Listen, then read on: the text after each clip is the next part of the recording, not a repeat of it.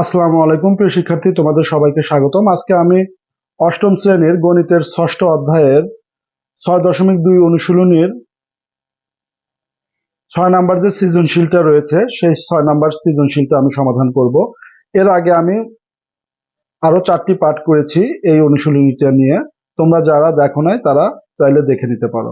তো চলো কথা না বাড়িয়ে ভিডিওটা শুরু করি। তো এখানে দেখো 6 নাম্বার সৃজনশীলে বলছে 200 মিটার পরিসীমা বিশিষ্ট দুটি আয়তাকার বাগানের প্রথমটির দৈর্ঘ্য প্রস্থের 1.5 গুণ এবং দ্বিতীয়টির দৈর্ঘ্য প্রস্থের 2 গুণ অপেক্ষা 10 মিটার বেশি। তো কত এখানে বলতেছে যে 2x - y = 5 রেখাটি y অক্ষকে কোন বিন্দুতে ছেদ করে। তাহলে দেখো এটা আমরা কিভাবে সমাধান করব। আর একটা কথা, আমরা জানি কি যে y অক্ষ সবসময় উল্লম্ব ভাবে থাকে এবং x অক্ষ আনুভূমিক ভাবে থাকে। এই y অক্ষে যখন কোন রেখা ছেদ করে, ধরলাম যে এই বিন্দুতে y অক্ষে এই AB রেখাটা ছেদ করেছে, তাহলে এই বিন্দুতে কিন্তু x এর মান কি 0, কারণ x এর মান হতে নিলে আমাদের কি হতে হবে, নাই ডান দিকে একটু যেতে হবে, তাহলে x এর মান ধনাত্মক হবে, নাই বাম দিকে একটু আসলে x এর মান ঋণাত্মক হবে। যখন এই y অক্ষের উপরে অবস্থান করে তখন কিন্তু এখানে x এর মান 0 হয়। অর্থাৎ আমরা লিখব যেহেতু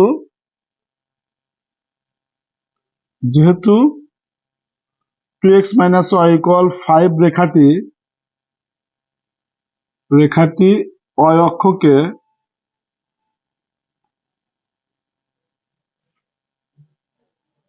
ছেদ করে, সেহেতু ছেদ বিন্দুটিতে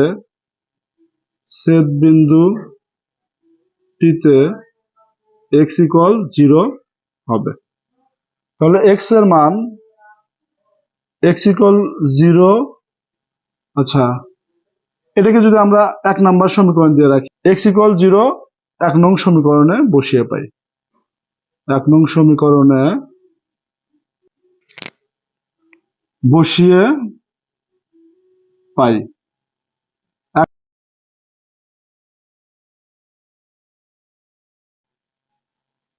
2 × 0 - y = 5, তাহলে কোনো কিছুর সাথে 0 গুণন হলে পুরোটাই 0 হয়ে যায়। তার মানে তাহলে -y = 5, মাইনাসটাকে আমরা ডান পাশে দিয়ে দিতে পারি। তাহলে দেখো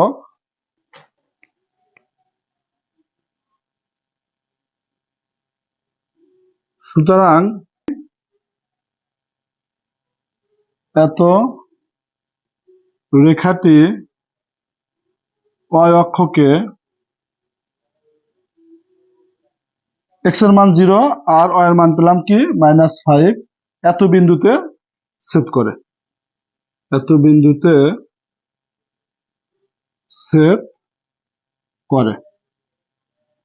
তো এটাই হলো আমাদের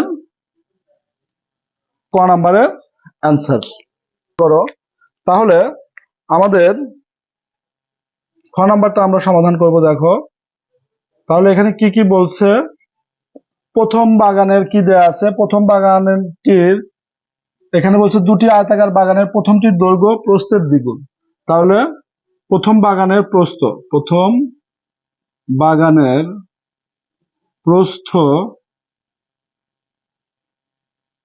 আমরা ধরি প্রথম বাগানের প্রস্থ x। তাহলে সুতরাং প্রথম বাগানের দৈর্ঘ্য 1.5x, অর্থাৎ 1.5 গুণ, তাহলে 1.5x। তাহলে সুতরাং প্রথম বাগানের পরিসীমা 2 × দৈর্ঘ্য যোগ প্রস্থ। তাহলে দৈর্ঘ্যর মান কত 1.5x এবং প্রস্থ কত 1x, তাহলে 2.5x হবে। তাহলে যদি গুণ করে দেই তার মানে এখানে শুধু 5x। এখন শর্ত মতে এটাও পরিসীমা, আবার 200 মিটার এটাও পরিসীমা। তাহলে শর্ত মতে আমরা বলতে পারি যে 5x = 200। এখান থেকে যদি আমরা x এর মানকে বের করি তাহলে 5 ডান পাশে যে ভাগ হবে, তাহলে আমরা যদি 200-কে 5 দ্বারা ভাগ করে দেই তাহলে হবে আমাদের 40 মিটার। এই 40টা আসলে কার মান পেলাম? এক্স এর মান। এক্স হলো প্রস্থ পেয়ে গেছি আমরা। এখন দৈর্ঘ্য, তাহলে সুতরাং দৈর্ঘ্য হবে 1.5x। তাহলে এক্স এর মান যদি আমরা বসিয়ে দেই তাহলে এটা হবে হলো 60 মিটার। অর্থাৎ প্রথম বাগানের দৈর্ঘ্য হবে 60 মিটার এবং প্রস্থ হবে 40 মিটার। তাহলে দৈর্ঘ্য প্রস্থ আমরা নির্ণয় করে ফেলছি। এটা হলো প্রস্থের জন্য আর এটা হলো দৈর্ঘ্যের জন্য আমাদের অ্যান্সার। তো দেখো এখানে গ নাম্বার বলছে সমীকরণ জোট গঠন করে লেখচিত্রের সাহায্যে দ্বিতীয় বাগানের দৈর্ঘ্য প্রস্থ নির্ণয় করো। তাহলে সমাধান, গ নাম্বারের সমাধান করব আমরা। তাহলে এখানে বলছে যে দ্বিতীয়টির দৈর্ঘ্য প্রস্থের দ্বিগুণ অপেক্ষা 10 বেশি। তাহলে ধরি দ্বিতীয় বাগানের দৈর্ঘ্য x মিটার এবং প্রস্থ y মিটার। তাহলে প্রথম শর্ত মতে দেখো, প্রথম শর্ত মতে আমাদের বলছে কি যে দ্বিতীয় বাগানের দৈর্ঘ্য ও প্রস্থ নির্ণয় করো। তাহলে এখানে বলছে দ্বিতীয়টির দৈর্ঘ্য, তাহলে দ্বিতীয়টির দৈর্ঘ্য কত? এক্স। বলছে প্রস্থের দ্বিগুণ অর্থাৎ 2y অপেক্ষা 10 মিটার বেশি, অর্থাৎ 10টা হলো আমাদের যোগ করতে হবে। তাহলে দৈর্ঘ্যটা প্রস্থের দ্বিগুণ অপেক্ষা 10 বেশি। এটার জন্য দেখো এর কয়েকটি মানের জন্য, এর কয়েকটি মানের জন্য এক্স এর কয়েকটি মান নিচের ছকে লেখা হলো।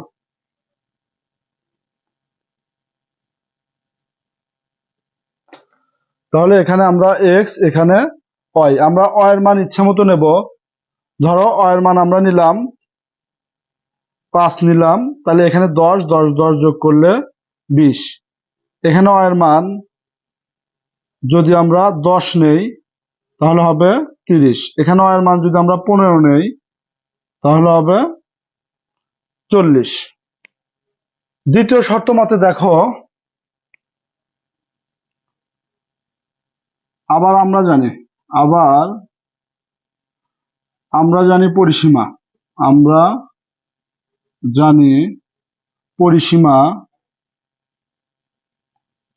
পরিসীমা ইকুয়াল টু ইন্টু দৈর্ঘ্য যোগ প্রস্থ। তাহলে দৈর্ঘ্য কত? এক্স, প্রস্থ কত? এখন দ্বিতীয় শর্ত মতে 2x প্লাস ওয়াই ইকুয়াল 200। তাহলে x প্লাস ওয়াই ইকুয়াল 200 ভাগ 2, সুতরাং x প্লাস ওয়াই ইকুয়াল 100। তাহলে বা x, ওয়াইটাকে আমরা ডান পাশে দিয়ে দেব। এখন দেখো এর কয়েকটি মানের জন্য আমরা আবার লিখব যে এর কয়েকটি মানের জন্য x এর কয়েকটি মান ছক আকারে, মানে এই কথাটা আবার হুবহু আমরা লিখব x y। এখন এর মান আমরা ইচ্ছা মতো নেব। ধরো এর মান নিলাম 20, তাহলে x এর মান এখানে কি হবে? 80। এর মান যদি আমরা 30 নেই তাহলে x এর মান কি হবে? দেখো x এর মান হবে 70। এর মান যদি আমরা 40 নেই তাহলে x এর মান হবে 60।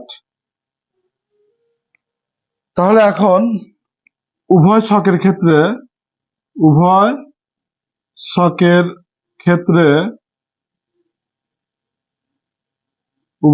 ক্ষেত্রে x ও x ডট দ্বারা x অক্ষ এবং y ও y ডট দ্বারা অয় অক্ষ বোঝানো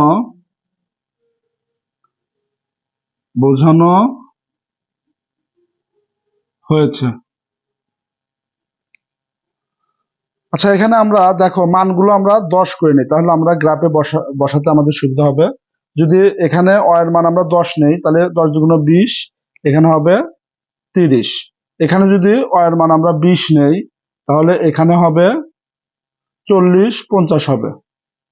এখানে যদি অয়ের মান আমরা 30 নেই, তাহলে 60, 70 হবে। আমরা অয়ের মানগুলো চেঞ্জ করে নিলাম। এখন দেখো, যারা অয় অক্ষ বোঝানো হয়েছে, ছক কাগজের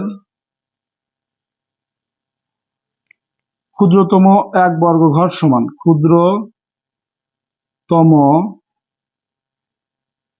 এক বর্গ ঘর সমান 2 একক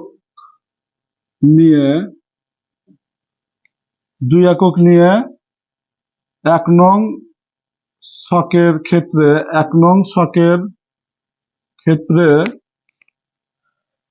30,10, 50,20,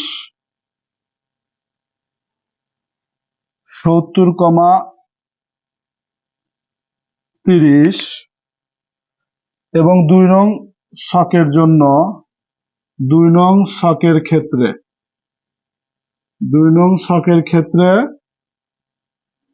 80,20, 70,30, 60,40 বিন্দুগুলো ছক কাগজে বসিয়ে পাই। ছক কাগজে বসিয়ে পাই। আর ছক কাগজে যদি বসাই, দেখো আমি এই পাশটা মুছে দিচ্ছি, এখানে আমি গ্রাফটা আঁকাচ্ছি। আমরা এখানে গ্রাফটা আঁকাই, দেখো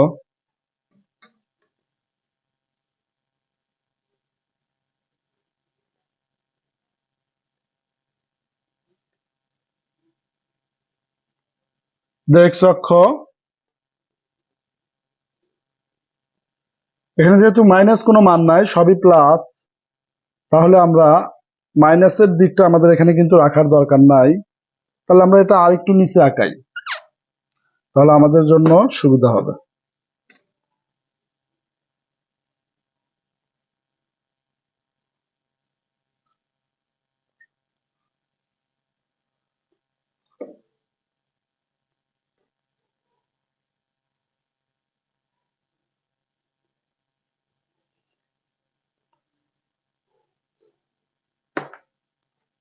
তাহলে এটা x অক্ষ, এটা y অক্ষ, এটা মূলবিন্দু। এখন আমরা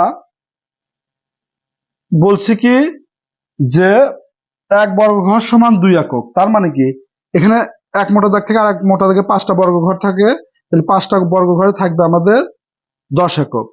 তাহলে এখানে 20, এখানে 30, এখানে 40, এখানে 50, এখানে 60। তাহলে এটা যদি আরেকটু বড় নেই আমরা,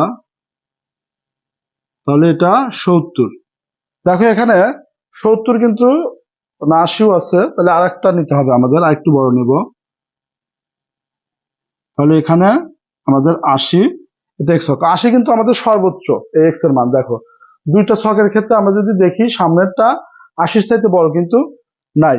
এখন অ এর ক্ষেত্রে সর্বোচ্চ কত, যদি আমরা এই যে দ্বিতীয় গুলো দেখি, 30, 40 সর্বোচ্চ। তাহলে আমরা এটাকে 10, এই 5 ঘরকে আমরা 20, এই 5 ঘরকে আমরা 30 এবং এই 5 ঘরকে আমরা 40। এখন আমরা দেখো, আমরা এই বিন্দুগুলোকে স্থাপন করব। আমাদের বলতেছে কত, যে x যখন 30 তখন y হলো 10, তাহলে 30 y 10 মানে হলো আমাদের x যখন 30 তখন অয় 10, তাহলে x যখন 30 তখন অয় 10, মানে এই 30 বরাবর আমরা 5 ঘরে গেলেই আমাদের 10 একক হবে। এটা একটা বিন্দু পেলাম। তারপরে আমাদের x অক্ষ বরাবর যদি আমরা 50 যাই, দেখো 50 এখানে যেতে হবে আমাদের 20 ঘর। 20 ঘর বলতে 5 5 10 ঘর গেলেই আমাদের 20 একক লেখা হয়ে যাবে। তাহলে এইটা একটা বিন্দু। তারপরে আমরা 70 এর জন্য আমাদের 30 যেতে হবে। 70 এর জন্য এই 70 বরাবর আমাদের 30 উঠতে হবে। তাহলে এই যে লাল বিন্দুগুলো আমরা পেয়েছি, এই বিন্দুগুলোকে আমরা যোগ করে দেব। যোগ করে দিলে একটা সরলরেখা পাবো। দেখো,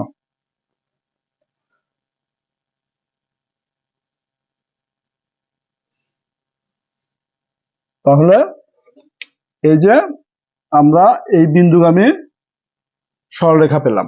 এখন দ্বিতীয় ছকের ক্ষেত্রে আমাদের 80 জন্য কত? 20 কোথায়? 20 কিন্তু এইখানে, এই বরাবর আমাদের 20 বিন্দু। তারপরে 70 বরাবর আমাদের 30, 70 বরাবর, এই 70 বরাবর 30 মানে এই বিন্দুটা। তারপরে 60 বরাবর আমাদের 40, 60 বরাবর আমাদের 40 মানে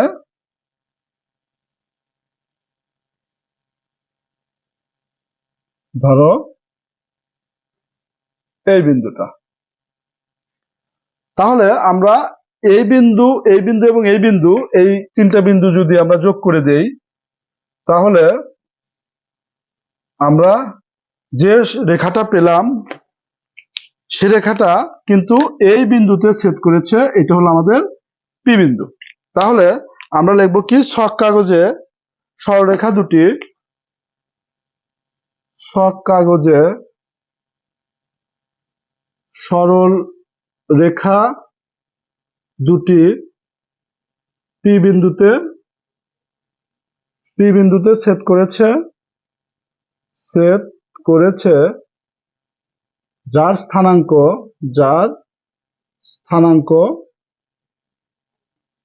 পি বিন্দুর স্থানাঙ্ক কত? দেখো, এটা 70, তাহলে এইদিকে 70 মানে x এর মান 70 এবং উপরে উঠছে এটা কিন্তু 30, তার মানে স্থানাঙ্ক হলো 70,30। এখন আমাদের বলছিল কি যে দৈর্ঘ্য প্রস্থ, দৈর্ঘ্য কি ধরছি? x, তাহলে প্রথম মানটা x এর মান এবং পরেরটা এর মান, তাহলে এর মান আমরা পেয়েছি 30। তাহলে সুতরাং দৈর্ঘ্য x ইকুয়াল 70 এবং প্রস্থ y ইকুয়াল 30। এটাই আমাদের অ্যান্সার। তো প্রিয় শিক্ষার্থী, আজকের ভিডিওটি আমি এখানে শেষ করব। যদি ভিডিওটি তোমাদের ভালো লেগে থাকে তাহলে অবশ্যই একটি লাইক, কমেন্ট এবং শেয়ার করে অন্যদের মাঝে ছড়িয়ে দিবে। আর চ্যানেলটি সাবস্ক্রাইব করে পাশে থাকা বেল আইকনটি অন করে দিবে। তো দেখা হবে পরবর্তী ভিডিওতে। সে পর্যন্ত সবাই ভালো থাকো, সুস্থ থাকো। আল্লাহ হাফেজ।